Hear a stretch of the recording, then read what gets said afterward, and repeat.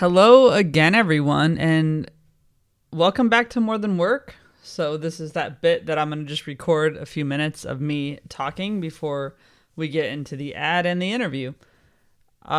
This week, I don't know, this is one of those, what I would say, if you're friends with me, is a very Rabia story, and I'm sure you all have a friend like me, or you're me in this case, where you just meet random people and have really cool conversations. And so this guest that we have this week, a little backstory, we refer to this in the interview at the beginning, but I want to get into it now since we're here, and I can, really. This guest is Ben Ellis. He's a bass player. He tours with Iggy Pop when he can tour. He plays with Calvi. He's in a band with Mark Almond. I'm going to go see him in May. Well, maybe. I think it'll get rescheduled maybe. I don't even know. It's hard for me to keep track of the exact dates that things are happening here, but I have a ticket to go see him on stage with the band The Loveless, and he's been in a lot of bands. He's done a lot, and it's just so cool because I podcasted about 15 years ago. I had Pirate Pods. It's still up, piratepods.com. Had some really cool interviews with a lot of people, and it was me and my friends, and we were just talking to musicians and stuff. But this is the first time I've had a musician on. I have at least another one I'm going to ask. But it's the first time doing this with a musician for this podcast, which is totally different. And the way I met him was I was at Brewdog, which is a pub and brewery. It's a brewery here. It's a craft brewer that's pretty big in the UK. And they have it in the U.S., actually, so I love their beer. They do a good gluten-free beer that I really like, and there's a Brewdog near where I live here in Camden, and so I would just go there and hang out with my laptop. You know, it was COVID last year, and still is COVID, really. We don't even have bars open right now. But I actually created my website in that bar. I decided what podcast I was going to do there, and first told my friend Rob, who does all the design, about it when I was there. And so a lot of stuff happened there, and I also met Ben, and he was there with a girlfriend that she's awesome, by the way, but I saw her t-shirt and I said, hey, that's a cool t-shirt. And then I kind of forgot we were in COVID. I forgot you're not supposed to really talk to people or engage with them at that point. And we were sitting at separate tables pretty far apart, but I said, hey, I like your t-shirt. Is that a band? Is that a concert? And she said, yeah. And we just started talking about music, and finally Ben fesses up to who he is, and I just thought that was pretty cool. But I wasn't really starstruck necessarily, but I was like, man, this is so cool. Just to I felt like this is very Camden. This is what I miss about life in COVID, is just meeting random cool people. And we ended up talking for I think almost 2 hours. I don't know if I'm exaggerating. I don't think so. It was for a while, and it ended up I was going to visit a good friend up in Scotland. There was this about a month and a half, 2 months where we could travel. I mean, you had to wear a mask and everything and be safe and all that. But, and I did. And so I did go up to Scotland last year to visit a friend from California. And it turns out Ben grew up in Helensborough, which is the same town that my friend grew up in. And they were in high school together. So it was this total, kismet thing where it was almost like we were meant to meet and meant to be. And I really love Ben. I mean, he's just a cool guy. You're going to hear this in the interview. I had so much fun talking to him. I can't wait till we can go talk again in person. And I'm so glad he did this interview, because I know it was probably not the typical interview that he gets and the typical kind of press he would do.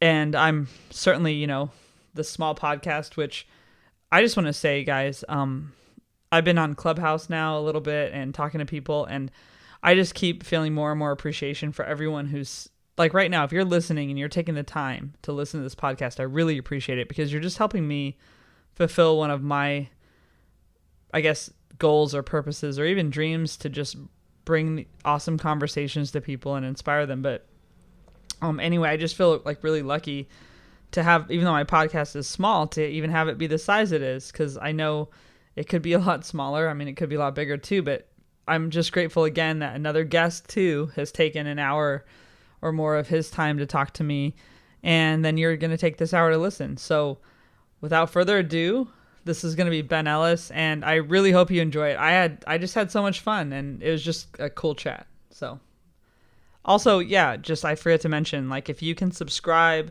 to my podcast, if you can review it, that'd be awesome. Send me a screenshot of your review if you want. Maybe I'll talk about it on here, but I'm really excited about growing things. But really, if you like an episode too, please share it with someone. That's the best thing you can do for me, if you want, is to share it. So again, thanks so much, and let's get started.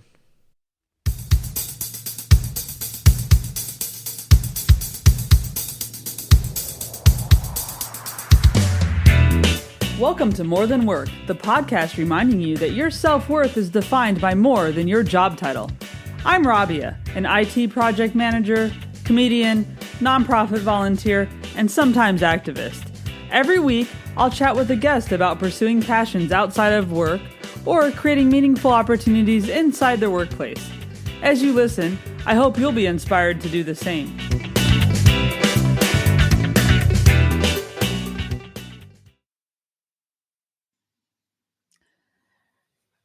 All right, guys, welcome back this week. And I actually met this person at a bar. I picked up this podcast guest at a bar. He's already laughing, but no, there's a local pub I go to, and he happened to be there. And we just started chatting, and it ends up now he's on the podcast. It's Ben Ellis. He's a bass player and a sound engineer. Hey, welcome, Ben. Hey, how's it going? Hello, everyone. How are you doing? Yeah, so you just want to introduce yourself a little bit? I'm just that guy that people pick up in bars, obviously. I like that. That's probably enough. But apart from being that guy that people pick up in bars, I do a few different jobs that are related to music, I guess. And I'm quite unusual as a musical person in that I work as a performer. I play the bass guitar. And I also work on what we call like the other side of the multi-code. So I work in the sort of technical department. I'm mostly a front of house sound engineer. So when you go to a concert, there's usually a big sort of like thing that looks like a massive fruit machine at the back with some grumpy looking men standing around it, scratching their beards normally. I don't have one, but that's kind of generally what they look like. And I do that as well. So I mix concerts for various different artists, and I play bass guitar for various different artists as well. And a bunch of other sort of ancillary things that are to do with music. But that's generally what I do. Yeah, that's so cool. So, and the music came first, like actually playing instruments and everything. You started doing that at a pretty young age. Yeah. My mum is a massive music fan, and I think when she was growing up, she always wanted to sort of play something, and she didn't really have, or wasn't particularly musical, but she loved being involved in music. So she really, my dad was a piano player, not a classical player, but he played in concert halls, like music halls and that sort of thing, like an accompanist. And when I was 5, they started. I think it's my mum's dream to have a professional violinist as a son. So they started playing the violin, and then I played violin, piano, a bit of saxophone badly, double bass, well, a few different instruments. Then I found a guitar, and through that I found a bass guitar. But they started me sort of doing that like from really young, which is great. But yeah, you get to that age when you sort of want to be, I guess, cool when you're in your adolescence, and then violin stops being cool then. But I think if you stick with it, there's an age where it becomes really cool again. I was an idiot and I stopped playing it, the bass guitar. But yeah, I started playing violin when I was young, when I was like 5 years old. And at what point did you pick up the bass and decide this was kind of like going to be your focus? I think when I was about 14 or 15, I had a friend. The first sort of cool instrument I got was I think it was a Squier Stratocaster, which is like a baby Fender, a Stratocaster that Jimi Hendrix used to play. And they have this sort of baby company called Squier that makes like replicas, I guess, of Fenders. And I got one of those when I was, I don't know, maybe like 12 or something. And then I remember, I don't know what it was about the bass. I just sort of, when I got my first one, it was this really ugly yellow sparkly thing. I think the reason they got me that one was because it was like, like the last one left in the shop that I wanted. And it was a Hohner or a Hofner or something. It was like yellow. Oh, it was really ugly. It was like so ugly. I actually played all right. But I remember sort of playing along to sort of tapes, like cassette tapes. Yeah. In my bedroom and just being like, this is really great. I really love, because the bass, as well as playing melodies, it vibrates, so you really feel it, and that I kind of fell in love with that sort of thing pretty quickly. I even remember playing that really ugly yellow sparkly bass and really liking it. I don't know what happened. Yeah. But someone, it's probably in a bin, isn't it? Like, yeah, if you've seen the yellow bass, please call us. Shout. Yeah. You should. That's what you should have done during this whole lockdown time. Just done this search. Try and find it. The other yellow bass. Yeah. I will actually do a Google search and see if I can find a photo of it. I'll send it to you. But they obviously exist in some sort of like 90s budget guitar. Somewhere. Yeah, I think it's Hofner or Hohner or something like that. I can't remember. But that was my first one. I remember quite quickly when I started playing it, being like, "Oh, this is the instrument for me."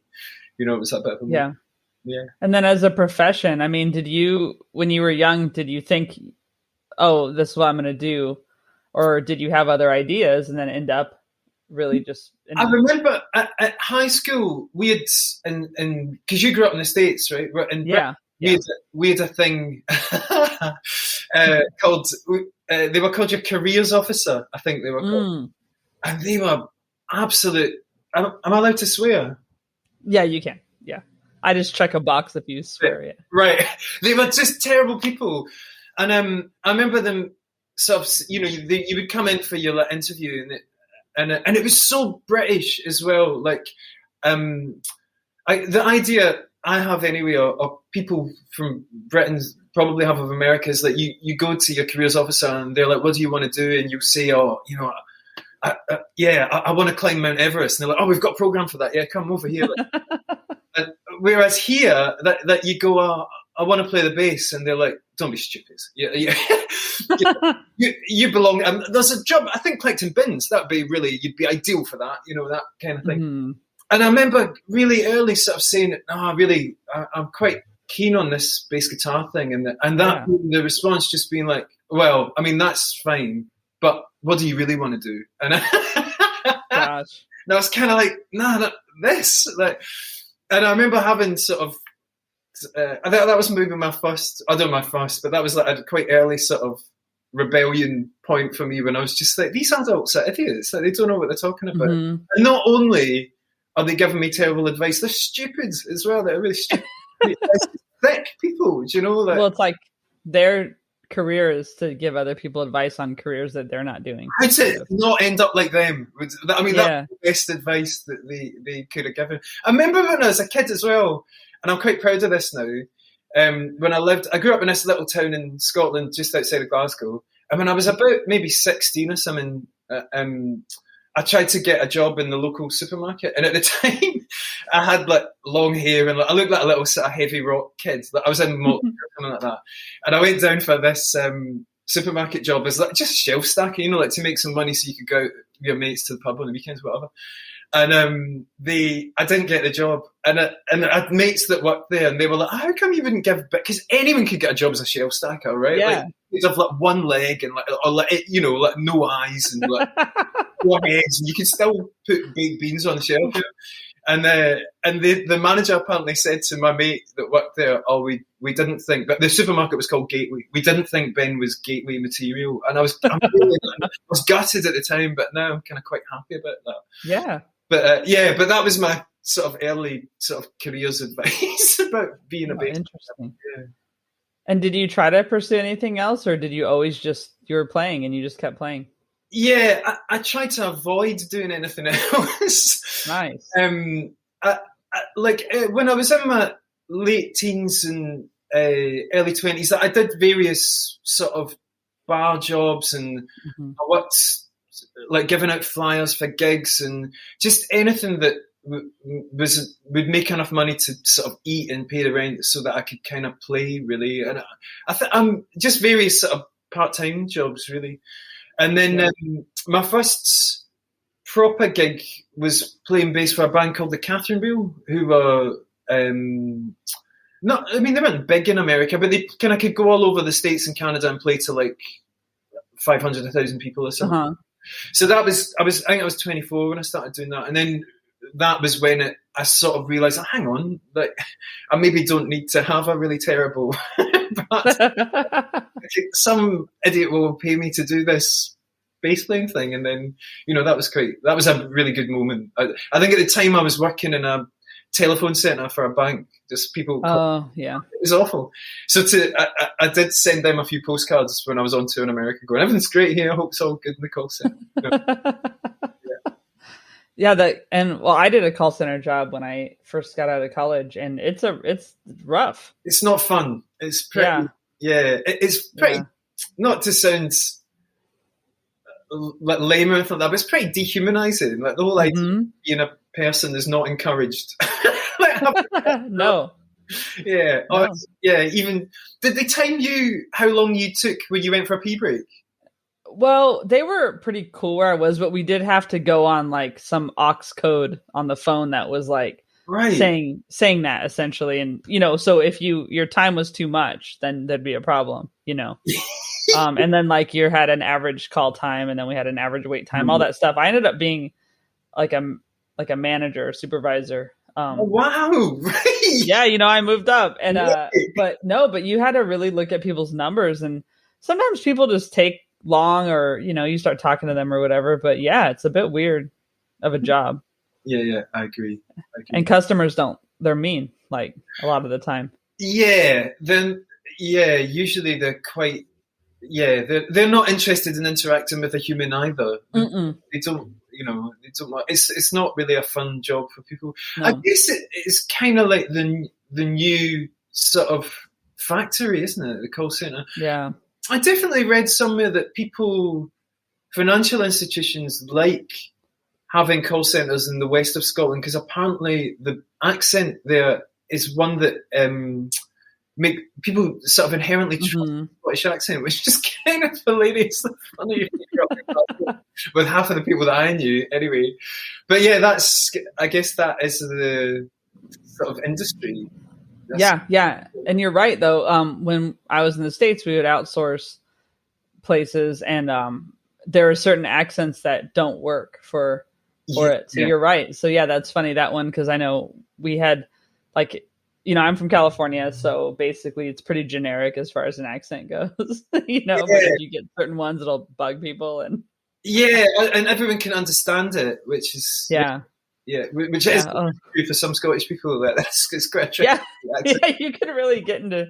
You'd be like, "What? I give up," and that's what I would do. I just hang up. I don't know what you're saying. Exactly. Well, that would be a great call center. Hello. What? Nah, it'd be the best job ever, wouldn't it? Yeah, and they're like, "Wow, you really have good call times, man. You're just resolving everything." 3 or 4 seconds, and all the inquiries. Not even enough time to say, "Can I help you with anything else?" No, that's it. Yeah, that's great. Yeah. So but that's awesome that you were just able to kind of persevere through these things, and then just keep doing it. And so you ended up on tour, and have you basically always been like picked up to be in bands or in touring bands, or have you formed your own groups over time? What's been that? Yeah, a bit of both, really. I think can be challenging for a lot of musicians when people normally have their first sort of foray into being a professional musician or whatever, because when you start being in a band, it's just you and your mates. Really, unless you set out specifically to be a session musician, which maybe people do that more now. But back when we started, you just start a band with your mates or people you've met that like the same kind of music, and then it kind of grows naturally. If you're any good, people come and see it. Yeah. Tell more people and they come and see it, and you sort of get to a point where you kind of record music and put records out and all that, and but invariably, through one thing or another, like people fall out, or the band people stop coming to see the band, or fashion moves on, or whatever, and the band will stop. And then a lot of this kind of people I knew who were very talented musicians found it quite difficult to keep going. Like it kind of was like almost like their heart had been broken by their first band not succeeding, and that experience kind of put them off. Because music, I mean, it's fickle. Like I have a number of friends who are incredibly talented musicians who are probably a lot more talented than I am, who have had very little kind of commercial success or been able to make a career out of it. So it is kind of difficult going from that initial kind of thing where a band, because bands blow up it's like anything, like that, it's a strange coming together of lots of events that suddenly make a band have a hit record or a following, or suddenly they blow up somewhere. You know, like with these things that just go viral on YouTube or whatever. It's like that with music. It doesn't really have any bearing on how good it is or how, you know, musically honest it is or anything like that. So I think people find it difficult to sustain a career, but I just kind of it was just what I felt that I was useful at doing. Like I didn't really feel like I wanted to apply. I was one of those kids at school. It was like, Ben will do really well at anything that he's really interested in doing and anything else. And that was kind of it, really. I just sort of kept trying to do different things. And that then becomes a kind of challenge in itself. People ask you to do more interesting and weirder stuff or whatever it is that you're into, you know. But keeping it going is the difficult thing, really. Finding the next job is the work, really, I think, with music. Yeah, especially if it's not just that first band that got really big and then you're in it for 30 years and that's it or something. Or 50 now, but yeah. Some people are lucky enough to that you know, that happens to them. I have friends who a lot of my friends from Glasgow are in bands that have their first record came out was a success and they've built on that and kept going. And it's a really beautiful thing. And a lot of those bands make really great records because it's about the chemistry between that particular set of people. And then it's kind of like if one of them left, it wouldn't really be the same. And that is the case with a lot of probably the bands that you love, you know, that everyone loves. But for a lot of musicians, it doesn't always work out like that. So the tricky thing is, like, after that love affair with that band is over, how do you reinvent yourself? How do you find another band, or how do you form a new thing? Or, you know, and over the years, I've found that the best thing to do is just to try and do all of that, you know, when you have the time to do stuff like that, explore new musical things, constantly be trying to learn new stuff and get better at the stuff that you're already all right at. And that way you stay interested and engaged and people stay interested in you. That seems to work, you know? Yeah. Well, and some of the people I follow around, it's like they're in different groups, you know, and I mean, Jack White, you know, with like the Raconteurs, for example, right. And then he'll have like the band, the Dead Weather, like he'll just because he has his studio and stuff, he can, you know, have people record there and kind of end up in different places. But then the guys from the Greenhorns are in the Raconteurs, stuff like that. So yeah, that's kind of fun too, just to be able to experience those people in different groups. I like that. Yeah, because it brings out different, working with different people brings out different elements of yourself. It's like a dinner party with lots of different people, you know, like it brings out different facets of your musical personality when you play with them. When you learn things about yourself as a musician, what works with one set of musicians doesn't necessarily work with the others. So you have to be constantly moving and changing and getting better at what you do to fit in with different people. And that's the fun kind of thing about it, really, I think. Yeah. Yeah. So when did you get into then deciding to also go the avenue of sound engineering and doing front of house? It kind of happened by accident. I was working in a studio somewhere, and like a rehearsal room, and doing a bit of session work and playing in a bunch of different bands and touring with different people. And I think a friend phoned me and they had this gig in a bar, or it was a little bar in King's Cross with a basement, and the engineer, the live engineer, hadn't turned up for whatever reason, and they phoned me in a panic, kind of going, "Oh, listen, you know about sound and stuff, right?" Like, I mean, I can turn on mic, yeah, sort of, yeah, oh yeah, you can hear, like, you yeah, can hear, right, Ben? yeah, yeah, and I think at the time the studio were paying me like, it was something like 50 quid a night to go and set up the studio for bands. And I went to this pub and I did the same thing for like a little audience of people and mixed the gig. I mean, it wasn't complicated. It was like a 150 gig or something like that. And they paid me 70 quid and gave me pizza. And I was kind of like, oh, wait a minute. It's got something work. Oh, and I think there was a bar there as well. And at the time they were giving me like a couple of free drinks. So that was how it sort of started. And then, yeah, I just sort of started, because I'd never really thought of myself as a technical person. It had always kind of been a bit confusing. Like, I knew loads about how to make the bass sound the way I liked it, but I didn't really know about other instruments. So doing that came at a time when I wasn't particularly busy. And then I suddenly started learning all of this stuff about, frequencies and what goes where in the audio spectrum.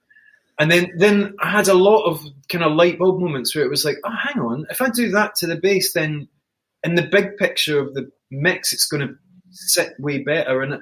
And suddenly both things started kind of feeding into one another. Yeah. And it was just a really fun and educational moment for me. And luckily, this wonderful group of people in this little bar just paid me to come like 2 or 3 nights and do gigs in there when I didn't really know what I was doing. I mean, I think a lot of sound engineers, when they start out, are the same. It's like you want to make it sound great, but you're not quite sure how. And you learn by doing it. And then the kind of community of live engineers in London has been extremely supportive. I've made some really amazing friends there. And the way it normally works is you're working at a little place and you go to a gig. The place where I sort of started going to see bands regularly was a bar called the Lexington, which is on Hill Road. And for a little venue, it's a really great sounding room and a great sounding PA they have in there. And I remember getting into a conversation with their house guy going, how do you make it sound so great? Work at this bar down the road and it always just sounds like, kicking a cat. and I'm sitting and it's awful. And then he was like, well, come down to a gig and I'll show you what we do. And that was the start of like really learning how that would translate into like, doing sound in massive places and touring with artists that I really love. So yeah, it was just a sort of accidental process, and then I kind of got interested in it, really. And it's been the really great thing has been, it has happened a few times now that I've kind of gone on tour with someone as a sound engineer, and because we speak the same musical language, but like with Anna Calvi, who's one of the artists that I work with, I started off doing sound for her, and now I play bass for her occasionally, and we collaborate on some other things, and that sort of thing is really fun. Like you kind of get into this big sort of musical melting pot of, and then another band, Melt Yourself Down, who are a really great band. They've released an album just at the end of last year. It's such a shame because they would have been on tour all of this year, like their first record. I went on tour with them as a sound engineer, and there was one gig they didn't have a bass player for, so I ended up that night like getting the house guy to do the sound and then playing bass for them that night and those kind of things are just a laugh. It's just really, really hilariously funny when you're like, what can you do? Well, I can't do both at once, so let's prioritize the most important thing. So that it all kind of has ended up feeding into each other, that sort of side of things. And it's a great way to meet people as well, doing sound and playing bass with different people. Yeah. Oh, that's really cool. And I like too, just you mentioning the venue, the Lexington. So I haven't been there, but I was just listening to an Instagram live where Ezra, do you know Ezra Furman? Yeah, my mate does sound for him. Really? Yeah. Okay, so yes, they were on a live Instagram live just now with someone, Dublond, artist, I guess, from here. Yeah. And they met there. So they were just talking about the Lexington. And I guess there's like a situation where if you need to go use the bathroom, that you have to cross the stage or something from the backstage, like it's super small. Yeah, so that's what they were talking about. So it's kind of cool. Yeah. But so I want to check out that venue. So that and I'm a person who I've definitely, when I've traveled around, I've often in my personal life traveled to see an artist, and Yeah. I'll build a trip around that. So, Yeah. and I think some other people do that, especially around certain venues. So, I end up with like bucket list venues and stuff. And like I was at the Fillmore in San Francisco, Right. I guess in 2019. Right. That was one of the bucket list ones for me. Yeah. Do you have any like venues that you just have loved doing sound at? Just there are a few. I love any of those kind of old school theatre type venues. Like the classic one in London is Shepherd's Bush Empire. And when you go in, you kind of feel there's just been so much stuff has happened there, They always feel really great. I'm not such a big fan of the more modern kind of concrete bunker type venues. I mean, they don't sound great, and arena venues, they all just feel a bit impersonal. But any of those little places where there's like beer and blood in the carpets, I love them. Like those are my kind of dives. That's the sort of place that I really, really like. And then obviously when you do sound, like the first time as an engineer or as a performer as well, that you do somewhere like Brixton Academy, or I remember the biggest gig I've done front of house at is Alexandra Palace in London, and that is a massive, like, whoa, fucking hell, I'm here. And it better sound good. Like, really like, that's when you really put the pressure on yourself. It's a hometown gig and there's like 15,000 people there or something like that. Those moments are always pretty kind of amazing. And then I guess when we tour, the biggest gig I do playing bass is with Iggy Pop, and when we tour with him, I mean, we just play some really mad play. We played at the bottom of this Swedish or Norwegian, I think it's a Swedish quarry that was at the bottom of a meteor hole. Like that was one of there's like this mad auditorium like that was pretty mental. And we played supporting Metallica in Foro Sol in Mexico City. I think that was 3 nights maybe, and each night was like 70 or 80,000 people. Wow. That's just insane. It's just people like as far as you can. I mean, it just feels mental, like that kind of thing. Those are all big moments when you do those gigs, and you kind of think, "Oh, in 10 years, I'll remember this moment." And you're standing there, that. Those are always kind of big moments. But yeah, generally for venues, I'm trying to think if there are any in California that are. The Troubadour was a bit of a moment. It's great. Yeah, I think where have I been in Slim's San Francisco. I've been to a couple of times. Like really old school. I've never been to the Fillmore. And then cool. There are Metro in Chicago is another one that's really old school, and I think that's closed now actually. But any of those kind of little club venues or theatre venues and there's another one in San Francisco that was a brothel, the Great American Music Hall. I don't know if that's... I know Robin Williams did comedy there, because I remember when he talked to Mark Maron on a podcast, they talked about it. But yeah, that's a pretty special kind of place. But yeah, all of those places that you kind of walk onto the stage and you're like, you read that Bob Dylan was there, and like Well, yeah, like in New York City. Yeah, right. All of those kind of places are just, there's just sort of some sort of feeling there. I don't know, a lot of vibe. Yeah, it's always nice.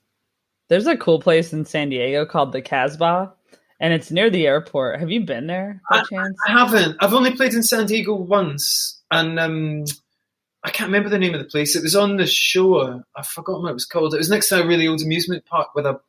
Oh, yeah. Canes, I think it was called. Yeah, Canes. No, it was, Yeah. But I've heard a lot of people talking about the Casbah in San Diego, like a few musicians that are... It's so small. It's a bar, basically. It's so small, and it's so cool. Yeah. I have a good friend who, if she'll be listening to this, and we got ourselves we always would get ourselves in trouble, good trouble, but the kind of trouble that you get when you're just at a small bar venue with strong drinks, and but that's so cool. And so then, and so one thing you just mentioned, you tour with Iggy Pop, and you tour in general, and of course that stopped for the last year. So what'd you end up filling your time with? Well, it's been weird. There were a few options at the beginning of the this whole kind of shutdown. And I think we've had a bunch of false starts where, because initially, well, first of all, everyone who works in live music or in any industry that depends on mass gatherings of people has been hit really hard by this, which everyone sort of knows. But yeah, at the beginning it was kind of, well, or things will be okay, so everything's going to be cancelled, but things will be fine by summer. Yeah. That was back then. And then it was like, oh, autumn, and things will be fine by autumn. Everything will be fine by Christmas. And now it's kind of like, oh, spring. But already there are not festivals this summer. That's not going to happen. So maybe by the end of but I mean, who knows when it's going to end? So at the beginning, it was sort of like, well, there's going to be a chunk of time, a few months. It's turned out to be a lot longer than that.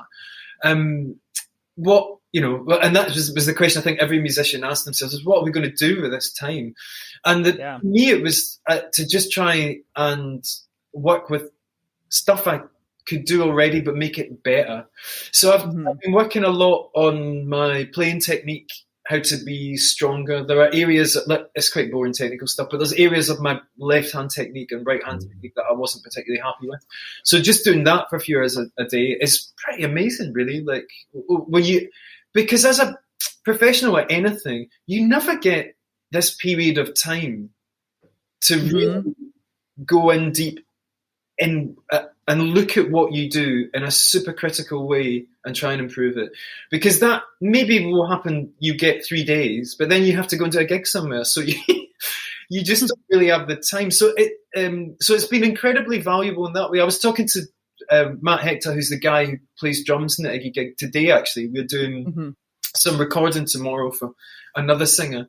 And we've really been working as a rhythm section we have a way of playing where Matt kind of drives the song and I pull the drums back. I sit behind the beat. And that's kind of worked really well for us in a bunch of things. But we just thought, well, why don't we try and flip it? And you push ahead of the beat and I'll sit back. And we've been all of these kind of like things that sound like really little musical things, but they really change the way pieces of music feel when there are two instruments, especially something as fundamental as the bass and drums, interacting in a different way. So it's been really cool to do that kind of thing. The other thing I've been doing is trying to get better at recording the bass guitar.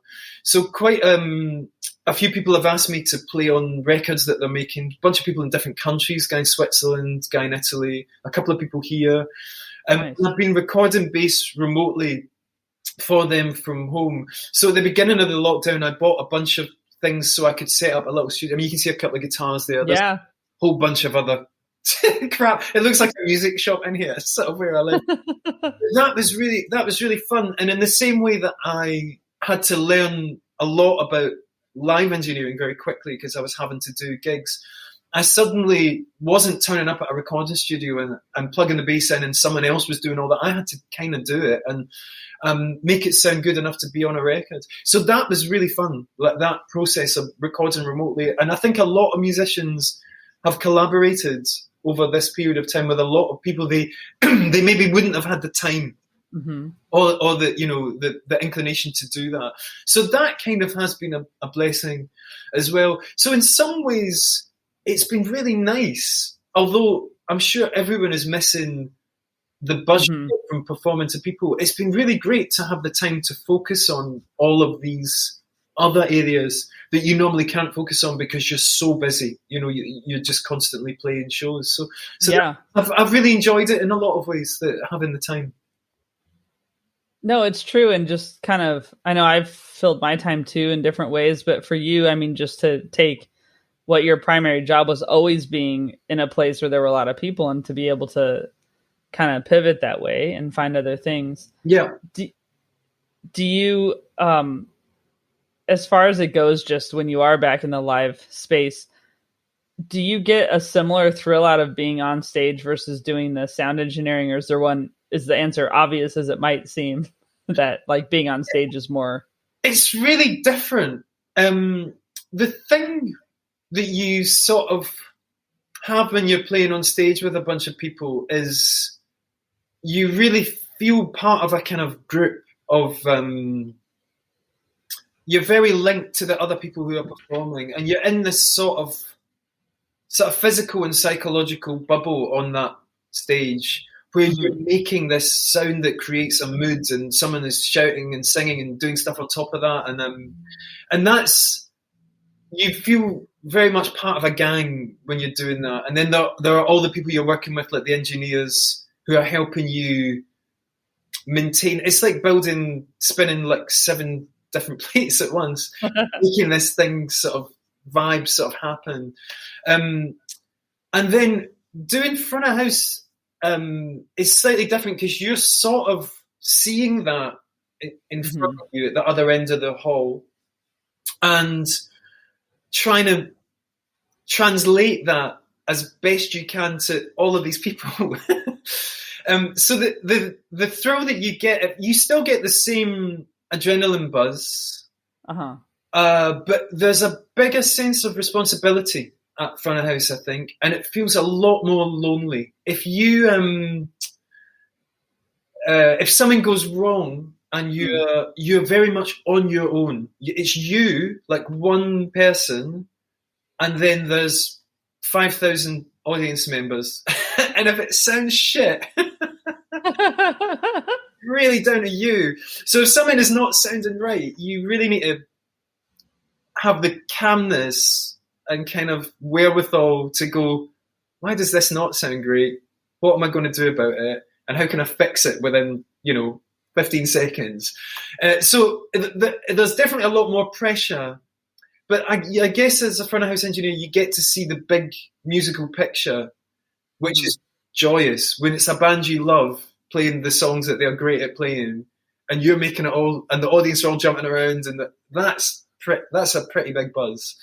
But then on stage, you obviously get the energy of all the other performers, and that's a different kind of thing. But you don't ever, like when I'm standing in front of a bass amp, I never really can hear what the singer is saying. Or like, the guitarist who's over on the other side of the stage, I've got a vague idea of what they're doing, but I don't really know. So I never really get to hear the whole symphony in a way, So they're very different types of joy, but you definitely do get the same kind of buzz. Yeah, for sure. But yeah, and nothing beats standing next to Iggy Pop when he's actually in full flow, than being at front of a different experience for amazing front of house engineer who does that gig. Yeah.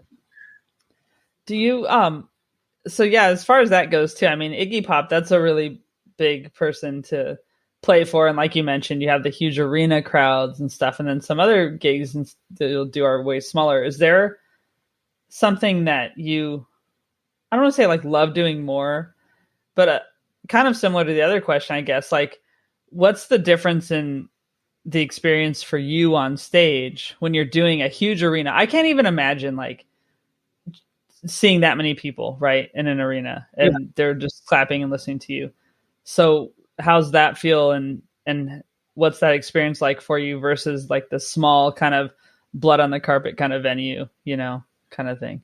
I think whatever gig you're doing, it's really important to respect the gig.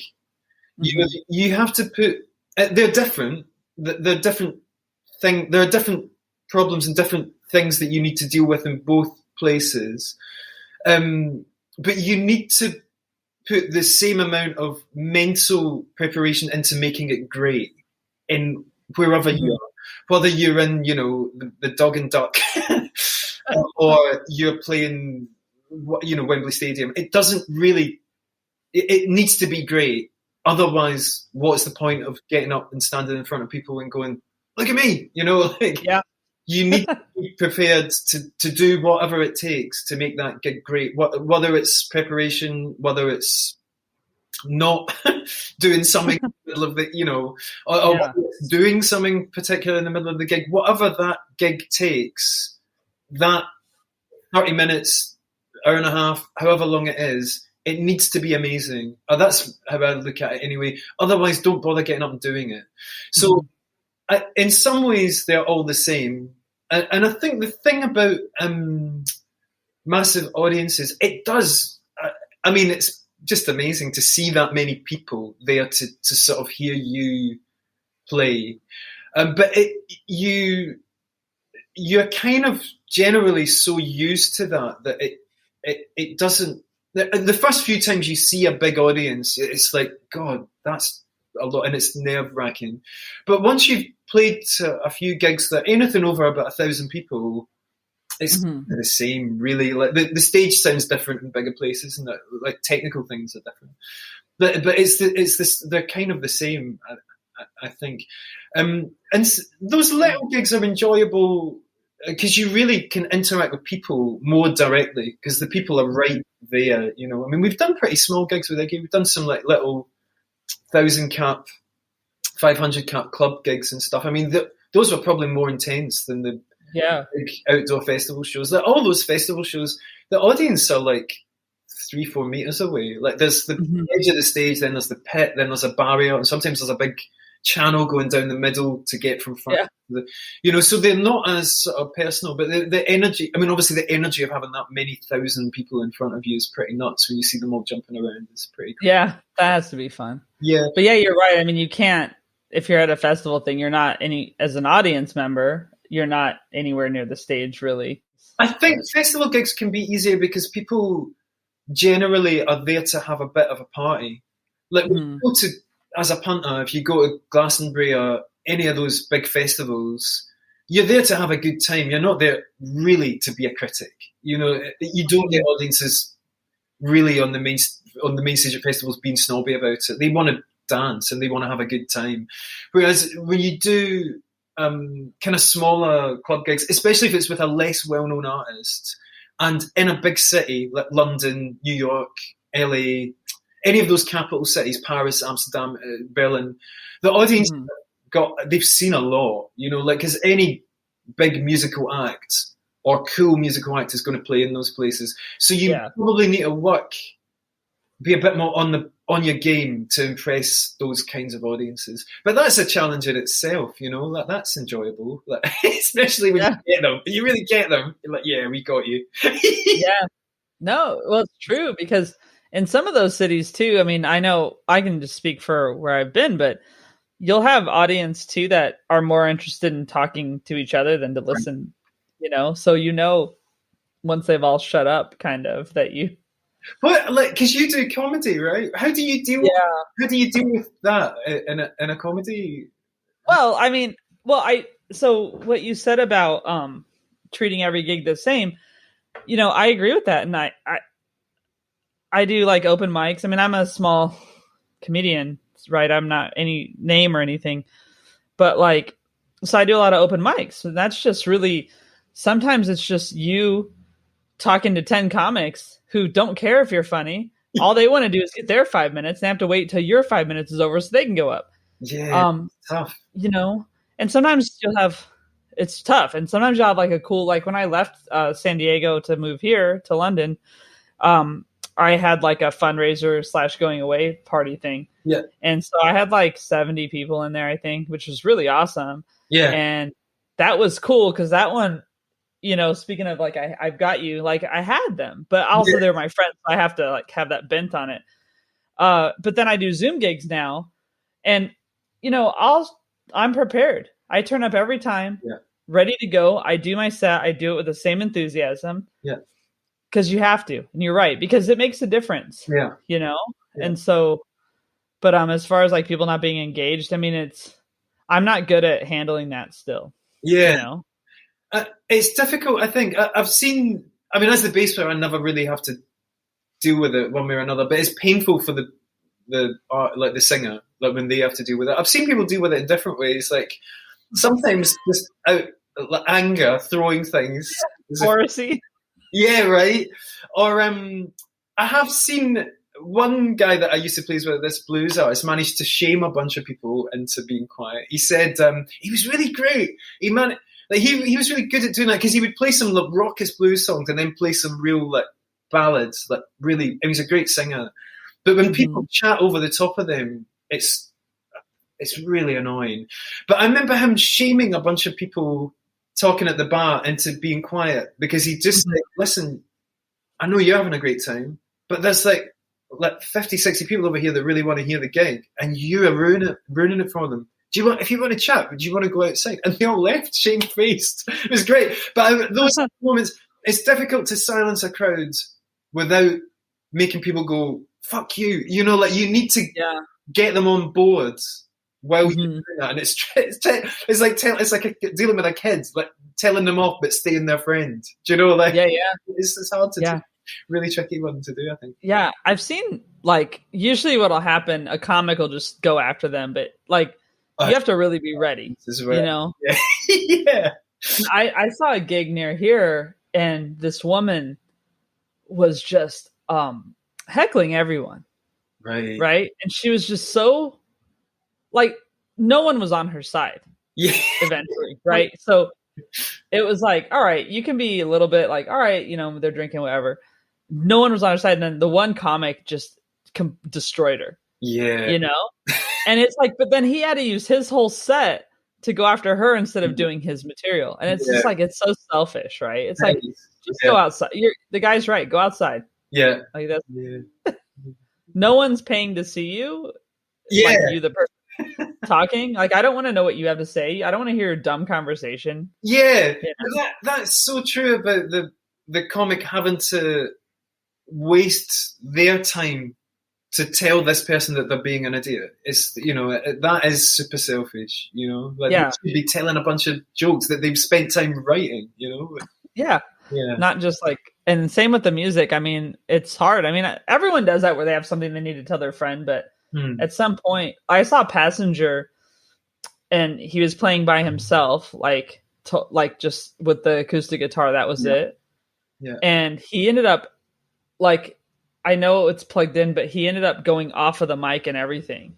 And so it was amazing. It was this venue in New York. Yeah. But no one talked. And I was like, I just felt it was one of those moments I won't forget, because you rarely get that where everyone's just quiet and listening and something. It's pretty beautiful. That is a really clever trick. It's like, because it generally, if you, with a performance like that with an acoustic guitar, if you try and be louder than the people who are talking, they will just talk louder. Whereas if you get quieter, they suddenly become very conscious about being a loud voice. Yeah, so that's a clever way to deal with that as well. Yeah, it's pretty cool. But God, you miss live, right? I mean, I miss seeing it. Yeah, I mean, it'll be back. I don't doubt that. At the moment. Yeah, it was kind of like I don't want to be sad about it not being here. So I guess we just need to wait. You know, that's the reality. That's the world we're living in at the moment. We just need to wait until it's safe for people to do that again. But yeah, I do miss it. I've done a couple of socially distanced gigs. Both of them were with this drag queen that I work with, called Diane Chorley. She's amazing. It's and then 80s songs, but with a really great band. So there were a whole bunch of us we've done a couple of nights in the Clapham Grand that were socially distanced. And that, for all the musicians, I mean, there's some really great musicians there, like the bunch of the guys that play for Laura Marlin, one of the guys from Mumford and Sons, a bunch of drag queens, like comedian mates come and sing and do tons of stuff. I mean, it was just amazing. But those gigs are always a good laugh. But it was just even more of a laugh because those are like the two gigs all of us have. Yeah, you know, and it's all just a bunch of people that play in lots of different bands getting together for fun, you know, and that was really joyous, you know. So I'm so happy we got the chance to do those. Like that was they meant a lot. Like they felt really emotional, those kind of performances. So yeah, I mean, it'd just be great to be able to get back to doing that again. But the things now have been cancelled and rebooked so many times that I don't even want to look forward to a gig happening. I'll believe it's like those tours that the thing that happens in music, has happened to me for years, is people are like, yeah, so we're going to release the album, then we'll tour in Europe, then we'll tour in America, and then we're going to go to Japan. And it's like that, and then nothing happens. And and it's like, okay, I'll believe it when I see the plane ticket. And that's kind of how I feel about these apocryphal events that are going to happen at some point. And I think most of my mates who play music are kind of feeling the same about it. Like, we'll believe it when we see, you know, it's just been announced and cancelled so many times. Oh yeah, for sure. Like, I think all the companies have had to build like mechanisms to refund and to Right. move dates and everything. It's I know I stopped planning ahead. Really. I Yeah. mean, it's just like, why? The other thing that crossed my mind the other day was that the effect this has had on the way people interact, these kind of extended lockdowns for up to a month, more than a month, it's kind of like when you think about the things that had big. I mean, I'm not saying that it's had the same impact that people have been shot or anything like that, but it's like when you read about the stuff that happened in like World War II, like families separated for years. People going off to like that kind of. It's kind of had that sort of impact. I mean, no one is shooting one another, but people are definitely being kept apart, and like it's really strange. And by the time this is over with, it's going to be a couple of years. It's really, really a long time. For everyone. Yeah.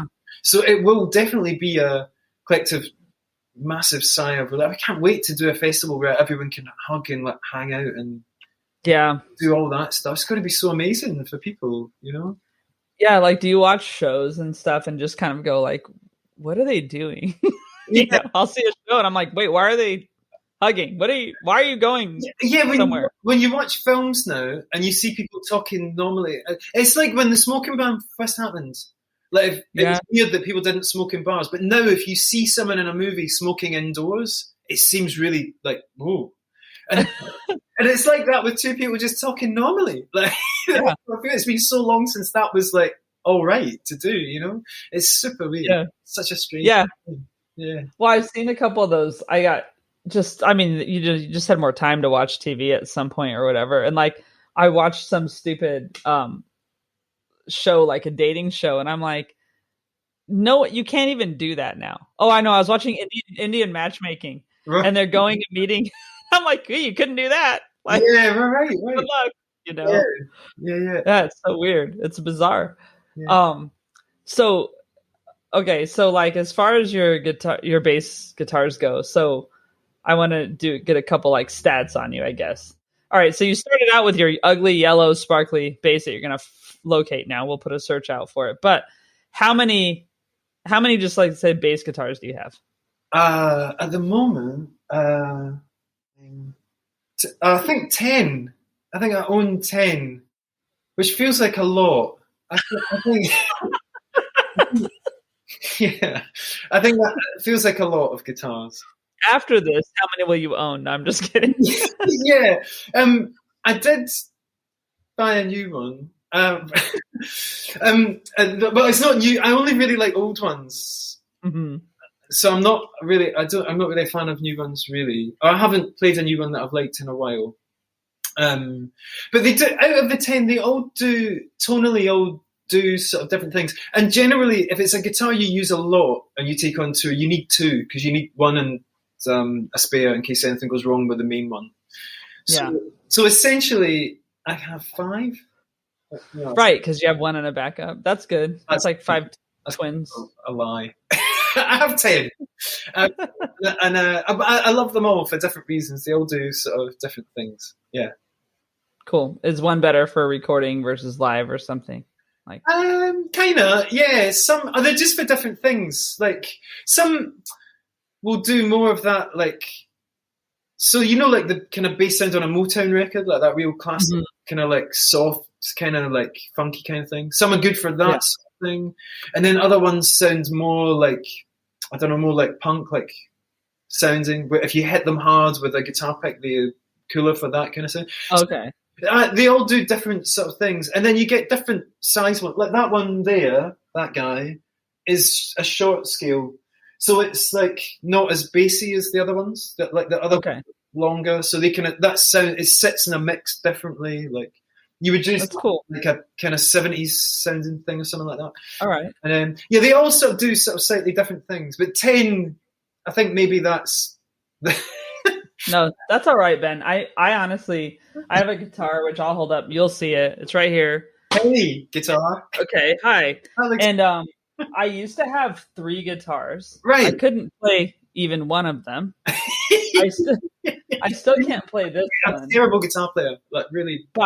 Well, yeah, so maybe I play as well as you, but it's just like, I always liked having one, but like those other ones I acquired just because I had the acoustic, then I bought the electric so I could plug my headphones in and just and I wouldn't be loud in my apartment. I just made up to get another one. And so I can see how you play it. I have 10 bass guitars so that I could plug my headphones in. Yeah, there you go. So I'm just helping you out. Yeah, yeah. I get it. You got my back. Oh man. Yeah. Cool. And I guess the last one, and then we'll just get into like my final questions and stuff. As far as like, I guess, style of music, if you compose music maybe, or just even playing, like what's your favorite like thing to really get into that you just love? To compose, I like stuff. I'm really interested in textures of sound. So I'm interested in like things that sound sonically rich and have a lot of character. So layers of stuff. I really like kind of shoegazy, kind of guitar-y kind of things, or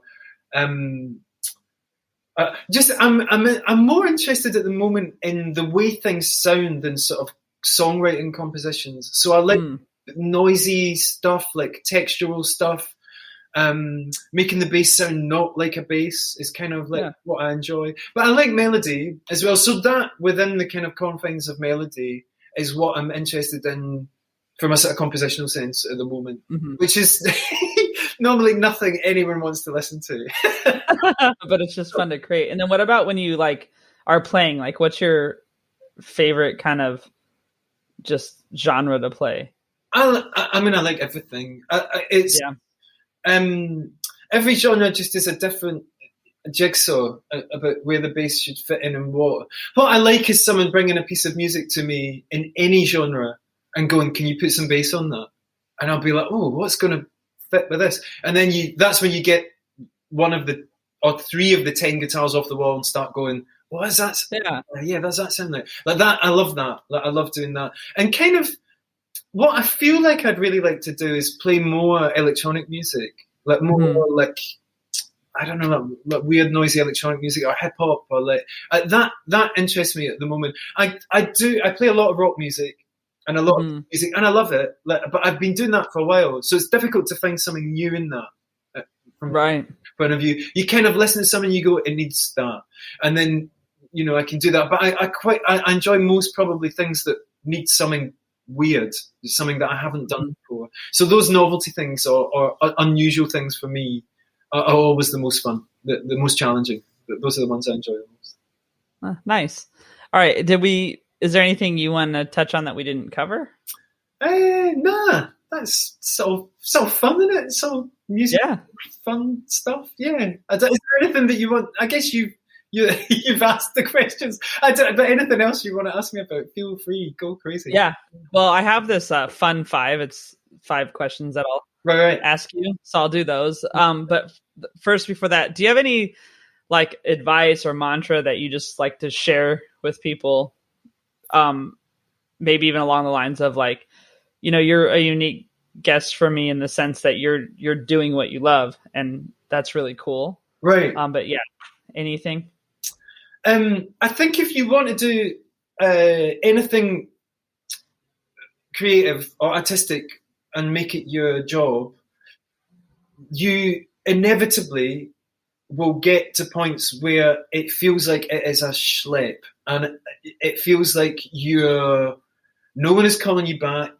You're not getting the gigs you want. You're trying out for stuff, and other people are getting them, and you just you go through these bad patches where things go badly. And the important thing, if you really love it, is to keep doing it. Because if you're good at it, that will change. Something will switch will flip, and you'll get a chance to go and do it. And always just bear in mind that could be at any point. It might be the least likely gig ever that someone will be there, and then next week you'll get a call going, "Okay, do you want to come and do this?" So just keep going, even when it gets hard. And whenever you get a call to go and do something, be happy. Try and be happy about it, and go and just really love it and enjoy it. Yeah. And that's how great things happen. That I think that's the best advice for anyone that wants to do this kind of thing for a living. Cool. Yeah, that's great. All right, so the fun five. What is the what is the oldest T-shirt you have and still wear? It's a Beatles T-shirt, and I inherited it from my ex, who I have a child with. Her dad did PR for Paul McCartney, and when he was doing PR for Paul McCartney, they made a bunch of T-shirts. I don't know if this was an old Beatles T-shirt, but it's like from the 60s, and it says, and it's white. Really, it's kind of falling apart, and it's got a picture of like the Fab Four on it, and it does it say? It either says "Help" or "Please, please me" on it. I can't remember, but it says the Beatles. I think it says "Please, please me," and it's so cool. It's really great. It's a really cool T-shirt, but it's from. I don't wear it very often because I don't want it to totally fall apart. But that's, I think it's maybe even the oldest bit of clothing that I own, but it's definitely the coolest and oldest T-shirt that I own. That Beatles. Nice. Yeah. That's really cool. It is it's a super cool bit of. I think she was going to throw it out, and she was like, "Oh, this is old Beatles T-shirt," and I was like, "Dude, no, I will wear it. Like, don't use it as a dish towel or something like daft like that." And I ended up having it, and I'm so happy I have it. Yeah, it's a cool thing to own. Yeah. And it's crazy how T-shirts fall apart. I have some really old ones, and like they just get these holes, and like the sleeves start to, they just rip apart slowly over time. It's under there when they start. Yeah, it's always under the arm. Yeah, it's weird. I don't know what we're doing. I think T-shirts, jeans, leather jackets, they all have a sort of optimum falling apart point where they look the coolest. Mm-hmm. But it's a bit like then they go over the edge to like now you just kind of look like. Yeah, they get to a point where you can no longer wear them because they've fallen apart too much, and it's sometimes exactly you let go of them in that moment. Yeah, that's the part where you have to really say, "Okay, fine, this is no longer bringing me joy. It has to be retired." Wear it. Yeah. Okay, so a lot of people have said like every day's like Groundhog's Day because we've been in this thing for so long, where we're just like getting up and. Whatever. It was that day, right? The Groundhog Day. Someone was talking to me about that. No, sorry, go on. Oh no, the real Groundhog's Day was this. Was it this week or it's early? We're doing this. Yeah, it was like this week, I think, or it's going to come up. But yeah, because we're in the first week of February for people listening. So because this will go up in a little bit, but so in the movie Groundhog's Day, Bill Murray's alarm clock plays the same song every day. Yeah, plays "I've Got You, Babe." Right. Right. So what song would you have your alarm clock play if every day really was Groundhog's Day? Well, this is slightly embarrassing. So when I first went on tour with Anna Calvi as her front of house engineer, it was just me and her. And we went on, it's about 2 weeks around Europe. Mm-hmm. And she was just playing guitar and singing. She has a band, but she didn't take the band on this particular jaunt. And at the time, she's one of my favorite artists ever. So when I got the call to do that gig, I was absolutely over the moon. It was really amazing to do it. But I was using one of her songs as the alarm on my phone, and it was a song of hers called "Swimming Pool," which is a really beautiful piece of music that starts with this really kind of shimmering guitar, and then she does this almost like Maria Callas sort of really beautiful sort of operatic sounding classical vocal over the top of it. And it's such an amazing way to wake up. Like you wake up to this really kind of shimmery guitar and then the voice starts and it's like, and everything feels quite nice with the world.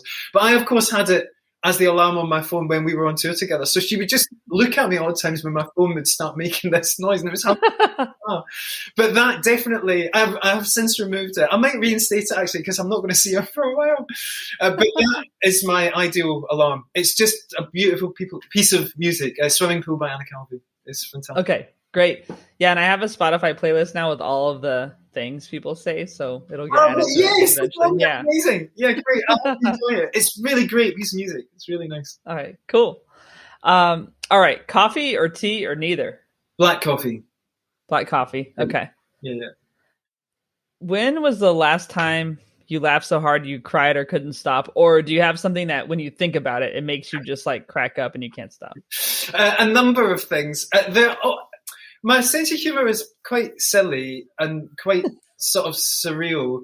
There are a few comics here that I really loved from the 90s. Vic Reeves and Bob Mortimer are two. They did a show here called The Smell of Reeves and Mortimer. And then they did a game show. And their sort of sense of humour is so surreal. It's like a bit like Morecambe and Wise, who are 70s old school kind of British comics who are from that same sort of surreal... how are you doing, Carrot? Sort of.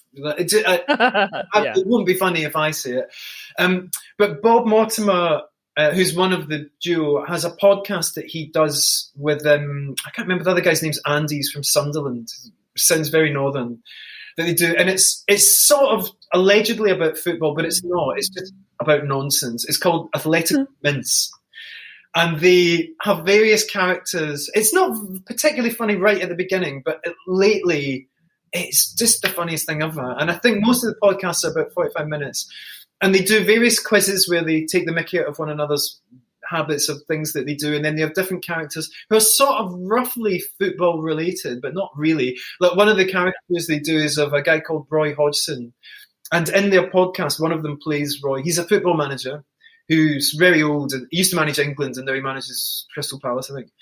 And Roy in the podcast is obsessed by the role-playing game Warhammer, and they try to get him, and one of them just does this ridiculous voice that is meant to be him. They try to get him to talk about football, but he refuses. He only wants to talk about Warhammer, and he has a speech impediment where he can't pronounce the letter R. So it's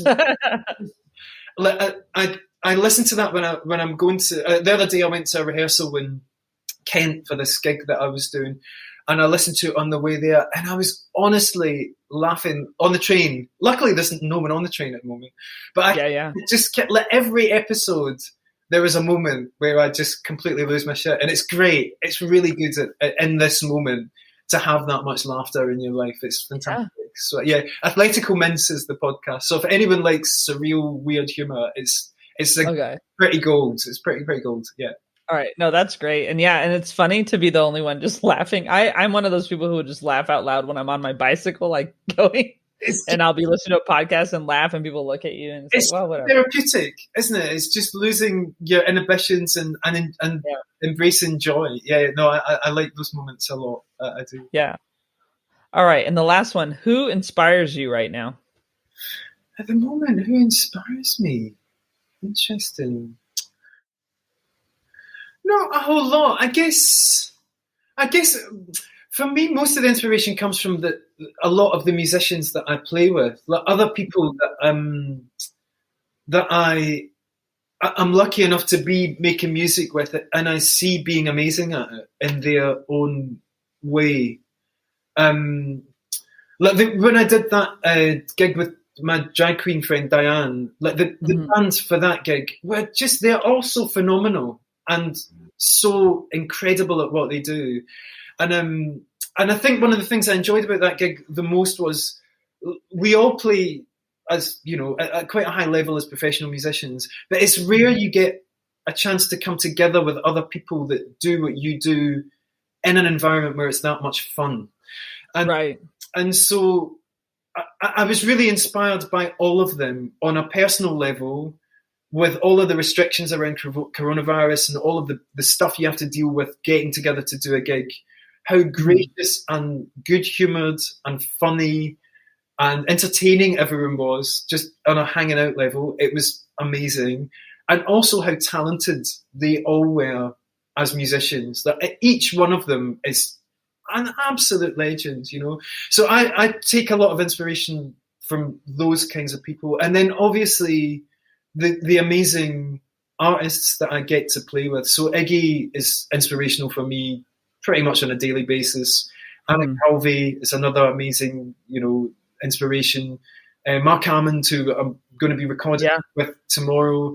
I mean, these people have given so much of themselves to other people in the art that they give. So I find that really inspiring, and it makes me want to keep getting better at what I do so I can continue to support them. So that's where I get most of my inspiration from at the moment, I think.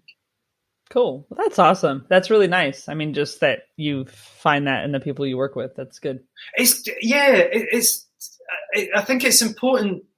The great thing about one of the other positives is, I mean, nothing about the pandemic is great. Let's be clear about that. But one of the other positives about having more time around the things that you do is that you do have more opportunities to tell people these kinds of things. Whereas previously, when you turn up to do a gig, you do it and you go, and then before you know it, you're in the next thing, and you never really get the chance. I feel like I've been quite blessed that I've got the chance to get to know some of the people that I work with a lot better over the last year. And previously, you're kind of so busy trying to get these musical things happening and get them right, and that you don't really have the chance to kind of go, how do you feel about that? Yeah. And that's great. And if one good thing comes out of the pandemic, maybe it will give more people the opportunity to reflect on that kind of stuff and appreciate their friends and the people they work with a bit more. I mean, I don't know if that's being sort of naive and idealistic, but there was, at the beginning, there was a focus on the Black Lives Matter movement, which I think is great. More equality, people paying more attention to the injustices that are happening in the world. That's a positive thing to take from this. And hopefully, I mean, you never know with the human race. We're a right bunch of fucking idiots some of the time. But hopefully there will be some good to come out of this in that sort of period of reflection, and hopefully maybe more fairness and happiness. Who knows? Yeah. We can but hope, can't we? Yeah. Yeah, no, for sure. And I think there have definitely been positives, even though it's been hard. So I'm with you. Yeah. Is there anything you want to promote? I'll put links to your Instagram and Twitter, I believe. But anything you want people to look up when they want to see who you are? If anyone wants to hear any of my 10 bass guitars on any music they're playing, I have a number of bass guitars. And I'm happy to play all of them. I can't do them all at once, but I have a number of limbs, other appendages I could hit them with. Recently, me and my friend Matt Hector, who's the drummer I do Iggy with, and Mark Hammond, and we did the Razorlight gig together in the lockdown, built a studio down in Kent, near where he lives. And we are kind of trying to promote that just now as a rhythm section for us to come in as a duo and play on things. So if anyone has any music that they want us to try and collaborate on or produce or do anything like that, to get in touch with me. And it's Instagram / Mr. Ben Ellis, MrBenellis. And you can get hold of me through that or any of the other social media things. I'm not difficult to find. Super. All right. Well, Ben, this was really a lot of fun. Thanks so much for... Mate, when we're allowed to, we need to go and pick one another up in a bar again, right? Let's Sunday hanging out and chatting. Because it was great. I was so... It'd been so long since I'd been to a bar, and to meet such a cool dude as yourself is a really joyous thing. So I'm really happy to do this and thank you virtually. But I hope we get to do it again, actually. And I want to come and see you perform comedy, which should be really fun. Yeah, definitely. No, I mean, it was fun when we got to just hang out and talk. It just felt ages since that sort of random meeting had happened. I'm so happy about it. Yeah. Thanks for joining me this week. You can find out more about our guest in the show notes. The music you're probably moving to by now is by Joe Mafia. Find him on Spotify. That's Joe, traditional spelling, Maffia. And Rob Metke is responsible for all of our visual design. You can find him online by searching for Rob, Metke. Thanks, Rob. Let us know who you'd like to hear from or about your own experiences defining yourself outside of work at morethanworkpod@gmail.com. Thanks again for listening to More Than Work. Don't forget, while being kind to others, be kind to yourself too. See you next week.